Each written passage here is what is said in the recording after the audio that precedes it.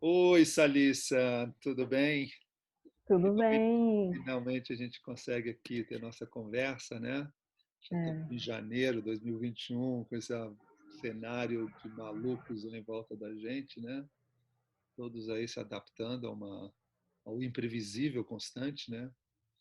Mas olha, eu queria te parabenizar antes de mais nada aí pela seleção, né, do programa que, né, Uhum, começou em setembro, né? Que já foi selecionado em agosto. Mas pô, super bacana de poder ter você no grupo aqui, né? E é isso. Então eu queria só começar essa conversa. Eu achava legal você se introduzir, dizer, sei lá, de onde você vem e depois explicar um pouco o projeto pelo qual você foi selecionado, né? Eu acho que o público uhum, quer entender um pouco mais a tua voz, o teu olhar, de como é que você vê essa pesquisa que você pretende estar realizando no Man Capacete, né? E já até executou um passo aí, né? Então uhum, vamos falar sobre esses pontos aí. uhum. Eu Passa. fiquei muito feliz também com a seleção, porque é um processo de pesquisa, né? E aí, às vezes, a gente fica muito focado num produto, num resultado, e o processo também é muito importante, o processo de pesquisa, né? De 6 meses, acho que é uma oportunidade muito grande, ainda mais nesse momento que a gente está vivendo agora. Então, também fiquei muito feliz com essa seleção.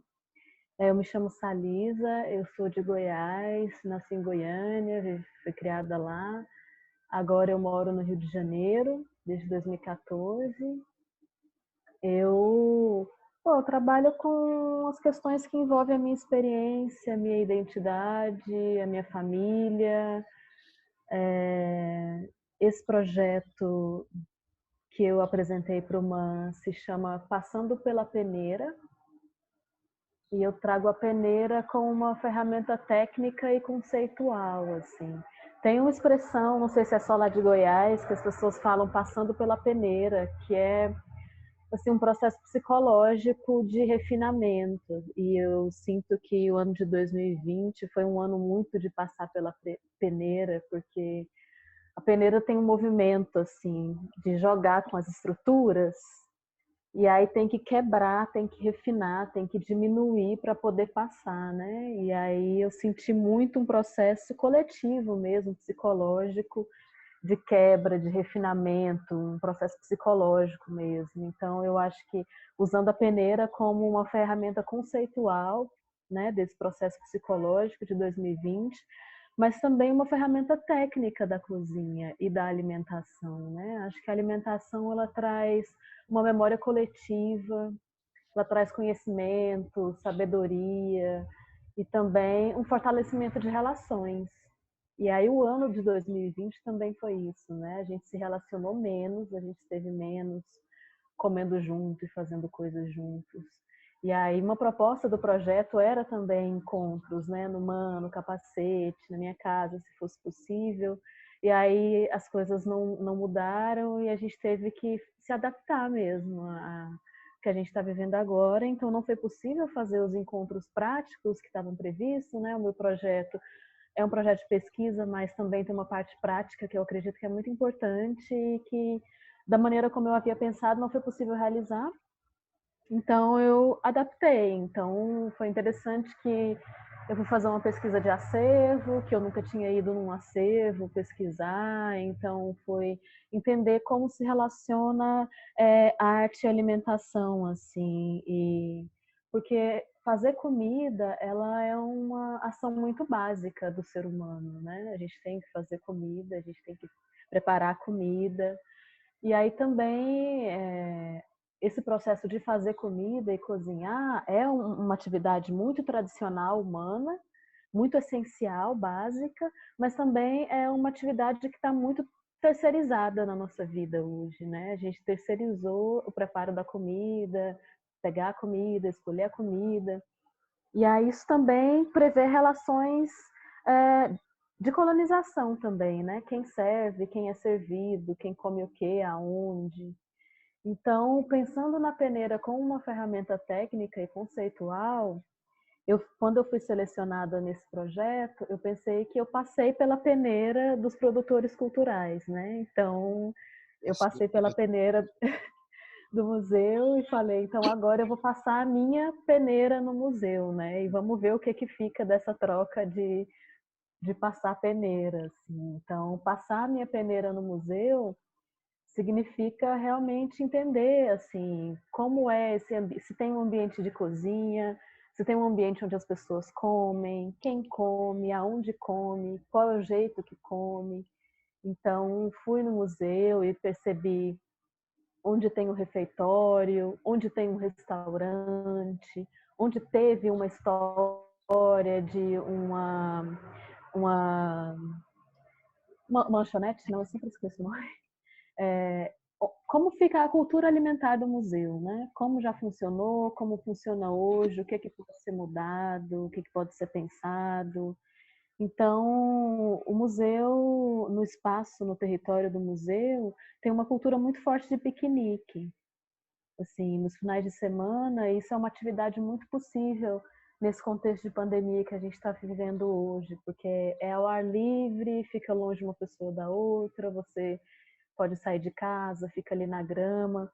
Isso é uma coisa que sempre teve presente ali no território do museu, e nesses tempos que a gente está vivendo é uma coisa que se fortaleceu muito. Eu entendi isso como uma cultura alimentar do museu, e é uma atividade que foi possível fazer nesse E no todo o espaço. Parque do Flamengo, né? Eu moro É, aqui e eu posso dizer que realmente nos últimos 2 anos a cultura do piquenique tomou conta, né?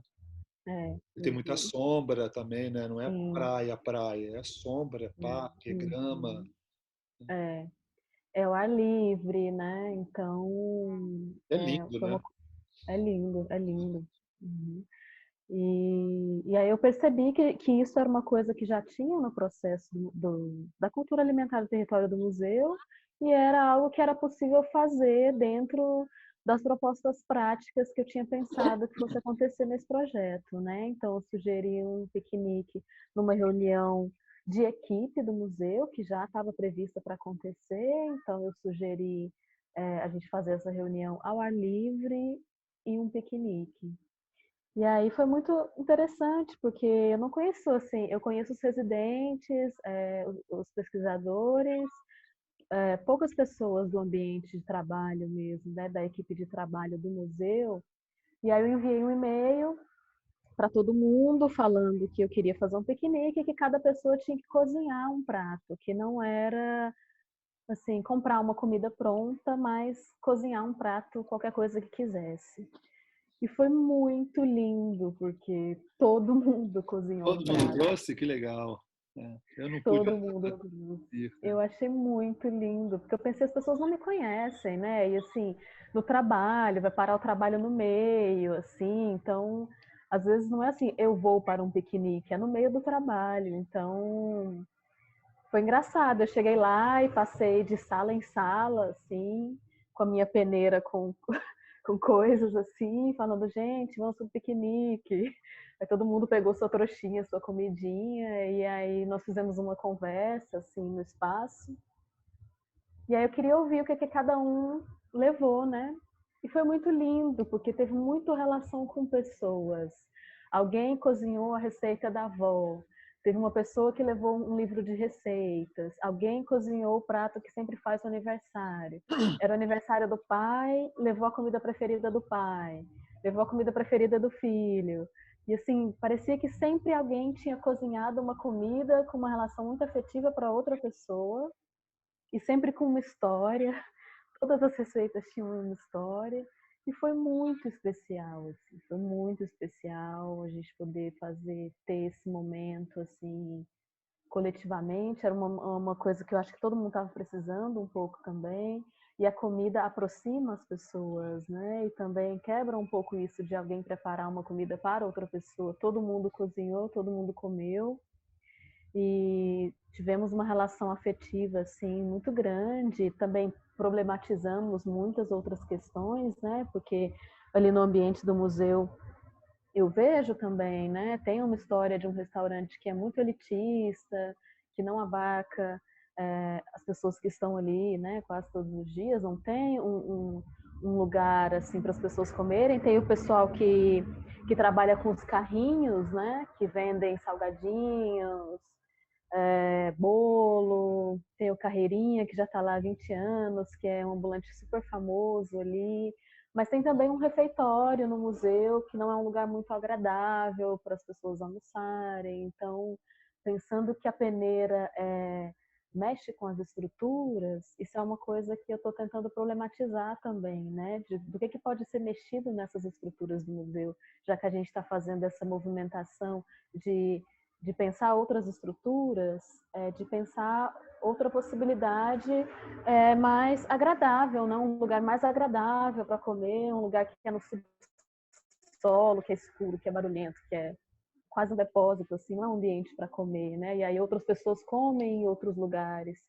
Então a comida dá para abarcar muitas coisas, assim, esse processo de decolonizar mesmo, que não passa só pelo espaço expositivo do museu, mas por essas estruturas mesmo internas que ninguém vê, né? Que são as relações de onde se come, como se come, qual horário, de que jeito. Então, abre muito a comida, ela abre muito, né? A cultura alimentar, ela abre muito. Tem uma indígena do Pará que chama Tainá Marajoara. Ela tem um centro cultural, que é também um restaurante, que chama Instituto Yacitata, que ela fala muito do conceito de cultura alimentar, e ela traz justamente assim o tanto que comer abarca todas essas universos que a gente vive, né? Todas as estruturas, as relações. Então a comida é muito mais do que a comida sempre, né? Então se a gente pensa que o agronegócio ele é o grande inimigo, a gente está comendo o quê todos os dias, né? De onde vem? Como se come, aí engloba toda uma estrutura de sociedade mesmo. Então a comida é muito mais do que comida. E aí eu penso a comida como uma prática artística mesmo, e uma prática artística que é feita coletivamente. Eu acho isso muito bonito, porque não entender a cozinha como um ateliê e coletivo. E aí quando a gente faz esse processo prático coletivo, emergem outros conhecimentos, outras sabedorias de outros lugares, da memória, da experiência. Então eu acho uma troca que eu gostaria muito assim de ter compartilhado mais e vivido mais, mas dentro desse contexto que a gente está vivendo agora, assim, foi interessante também pesquisar o acervo do museu e entender essa presença indígena no museu também, por exemplo. Recentemente entrou uma obra indígena pro acervo, sabe? Então, se a gente pensa um museu que está há décadas, um museu muito importante no Rio de Janeiro, recentemente entrar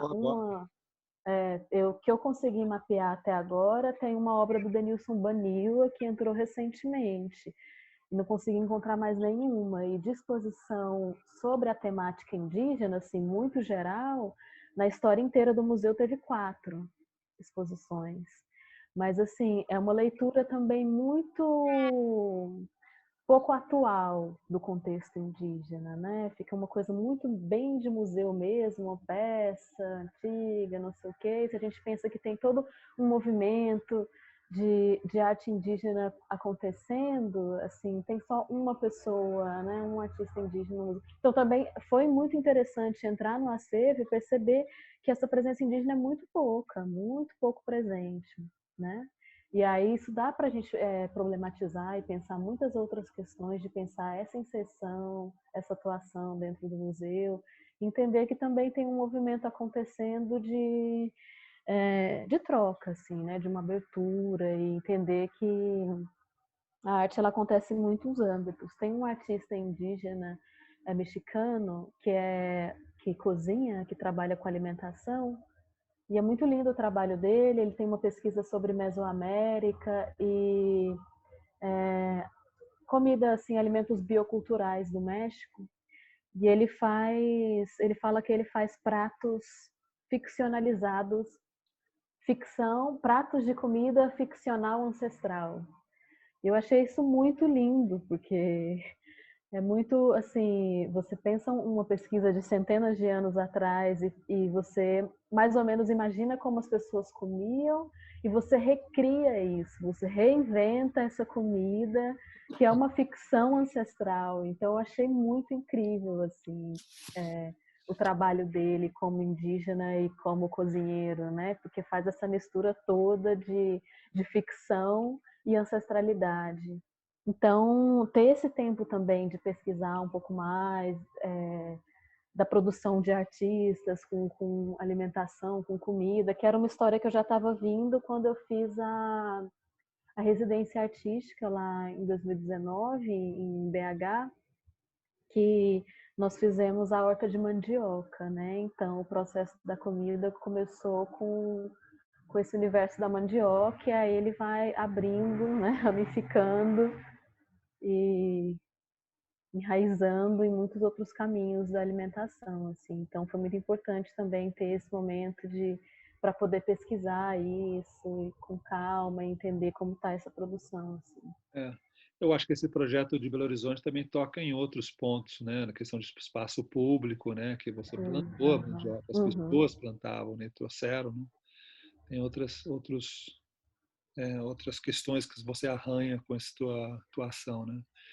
Olha, uhum, é muita frustração. Eu digo, eu assim, visto do capacete, eu estou super frustrado, porque eu diria que o capacete não existiria se não tivesse uma mesa de comida. A gente foi desde o início, talvez bebida também, né, digamos assim, de passagem. Bebida e uhum. comida para falar a verdade, eu resumo grande parte do meu trabalho, as ideias surgem ali. Depois a gente faz reuniões para executar elas, né, ou para aprimorar, sei lá, para discutir, mas grande parte das coisas que a gente realmente fez e que mudaram o destino de muita gente, o destino do próprio capacete, aconteceram numa mesa de comida, né? E o capacete durante vários anos fez projetos onde que a comida realmente também era integrada constantemente, né? Nossas falas públicas sempre tinham cozinheiro convidado e cozinhava pratos muito Uhum, baratos, né? Para o bolso de qualquer um, né? Porque o uhum, outro assunto na comida no Brasil é um pouco cara, né? Comer fora é caro, né?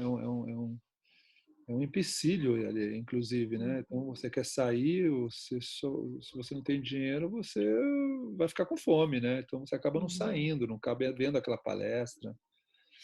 Em soma, então a gente tinha uma política mesmo de tentar fazer um prato que fosse acessível, né? E também orgânico e a gente nunca usou carne, né? Também tinha essa postura, né? Tem algumas teorias que dizem que realmente você pode mudar o mundo só através do estômago, né? E aí tem muitas questões envolvidas nisso, né? Desde para que comer, sei lá, morango no Rio de Janeiro, que não é um fruto que é do Rio de Janeiro, né? Tem jaca aqui, tem banana. uhum, Morango é coisa de países mais frios, né? Eu acho que essas questões talvez estariam sendo levantadas até pela pandemia agora, né? Porque o transporte, uhum. viagens, tudo isso aí É. entrou em questionamento, né? E a comida, pô, você sabia que o estado do Rio só produz 90% das verduras, das comidas frescas, vem de fora, vem dos Minas Uhum, Gerais e de São Paulo. Então, a gente tem aqui uma cidade de quase 10 milhões de pessoas que comem comida que vem a 200, 300, 400 quilômetros de distância. uhum. É uma idiotice isso, né? Sim, é. E, mas, pô, Salissa, muito legal. A gente está aqui, né, já também chegando à nossa meta assim, de 30 minutinhos, né? Uhum. Já estava até com fome já, né? 11h30. A Boa gente sempre está com ideia. fome, né? A gente sempre está com fome. Eu adoro cozinhar, eu cozinho todo dia, 2 vezes. Tenho filho, mas também porque eu gosto de cozinhar, acho um Uhum, ato super importante, né? uhum, O ato, naquele momento que você reflete, eu consigo pensar enquanto eu cozinho, aliás, porque uhum, já tem um automatismo, ao mesmo tempo, é um automatismo necessário, gostoso, e você está fazendo o que você gosta ali, né? uhum. Então, eu acho que tem que ter prazer nisso, né? Talvez a gente esteja perdendo essas coisas, né? Essa coisa de comida aquilo, comida na velocidade, tudo isso tem Aham, é. perdido muito esse ato de sentar junto, né? por exemplo, os efeitos colaterais da comida aquilo, que eu acho, apesar de eu gosto da comida aquilo, né, muito mais pela velocidade, pelo fato de você escolher o que você quer, mas ele tirou um outro ingrediente muito importante. Todo mundo hoje em dia está quase comendo sozinho, né? Porque É, você, cada um come na sua velocidade, senta na sua velocidade, ninguém espera ninguém para começar a comer. Aquele ato de sentar em volta de uma mesa e todo mundo comer junto, se servir daquele, né, daquela única comida, normalmente você só tem uma comida ou duas, né, quando você senta numa mesa, ou você tem que pedir. E aí, quando você está no restaurante também você tem que pedir ao garçom, você espera. Nessa espera você está conversando. Esse uhum, ato com a comida aquilo sumiu, uhum, né? E esse é um ato normalmente muito político ali, que é aquele momento que você desenvolve assuntos, né? E você tem um pouquinho de tempo para conversar. Hoje em dia esses assuntos eu já não me lembro mais conseguir conversar, né? Numa mesa de almoço, porque um entra 10 minutos depois e come, aí você já está saindo, você, quer dizer, você já entra nessa lógica de velocidade, né? Que tem muita coisa para fazer e o ato de comer uhum. virou simplesmente uma obrigação, né? A gente tem que comer. É, como se fosse perder tempo É, cozinhando, eu né? acho Essa que cultura dos aplicativos também, que ficou muito mais forte na pandemia, né? é, Então, acho que quando eu vejo assim, ah, vamos cozinhar, e às vezes eu vejo as pessoas achando que vão perder tempo. pois é, Aí vai perder tempo, vai dar trabalho. é. E aí é tudo isso, né? A gente não sabe de onde vem a comida, por onde passa, qual é essa empresa, E né? aí já comia meia morna também, já não é aquela comida do calor ali daquele momento, né, do fogo. Você come uma comida que já está esfriando, né? Está reesquentada, sei lá, né? Mas, em soma, esse é o mundo moderno, né? E espero que a gente consiga mudar aí com todas as ações aí, né? Então, a gente programou algumas coisas, espero que a gente ainda consiga, né? E o Man também está muito bem claro que a gente vai poder seguir pós-março, né? Uhum. Mas eu acho que a gente pode conversar isso depois. Eu vou parar aqui a gravação. Tá Eu bom. queria te Uhum. agradecer, super, Tá bom. Larissa, adorei a conversa, mas eu Obrigada. vou só fechar que a gente continua aqui. Tá.